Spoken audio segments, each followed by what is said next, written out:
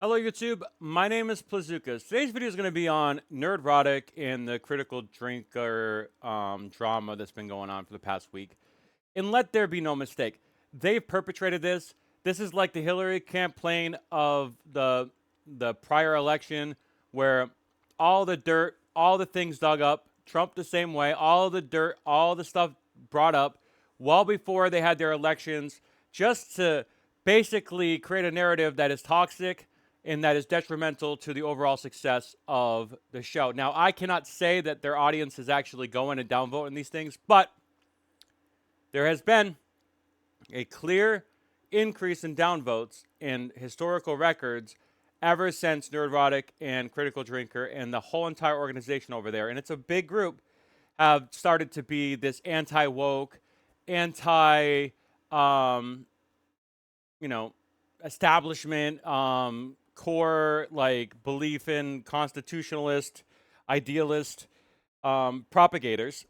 And although they make good points, and I cannot deny that, there are aspects that deal with Hollywood, that deal with society that I agree with 100%. And I used to watch their content up until the point where it became a brand. And now they are a brand. That's who they are more than anything. And that's when I have a problem. When anybody becomes a brand and it's no longer about the actual nuances of critical thinking. And so I can agree that movies should go back to what it used to be, where we have these big budget cinema movies that basically cater to almost everybody, or specifically that demographic. Star Wars being more male, Barbie being more female. Those things are successful because they cater to the audiences that watch them. And then the indies can be the ones that discover and kind of like experiment.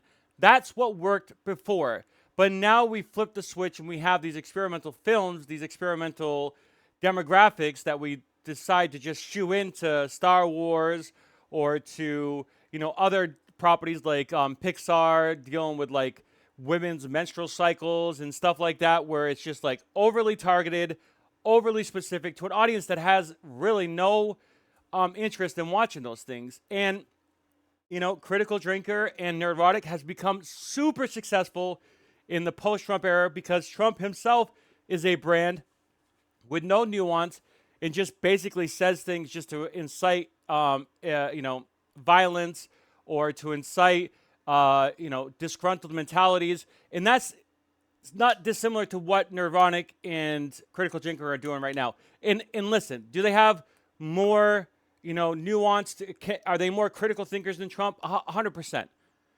They have, a decent establishment of what these movies should be. Marvel, Disney, and Star Wars. They know kind of what the core should be. Okay, and that core is kind of like, traditional and like old, and it's fine because it works. Because guess what? Did really well? Top Gun Maverick. And that is an old school fucking sequel that made $1 billion. So does it work? To their point, it does. Okay? But at the same time, if you're not going to be critical, if you're just going to be a brand, that's a problem, right? Although I agree with them that at the end of the day, that Hollywood needs to change back to what it used to be. Traditional movies are the big ones that cater to the demographic. The smaller ones, the indies, are the ones that are more experimental, that can still get the message across, that can still advance social messages, and that were effective then and will still be effective now. But those are my thoughts. If you like this video, like and subscribe. I'll see you in my next video. Thanks for watching. Bye for now.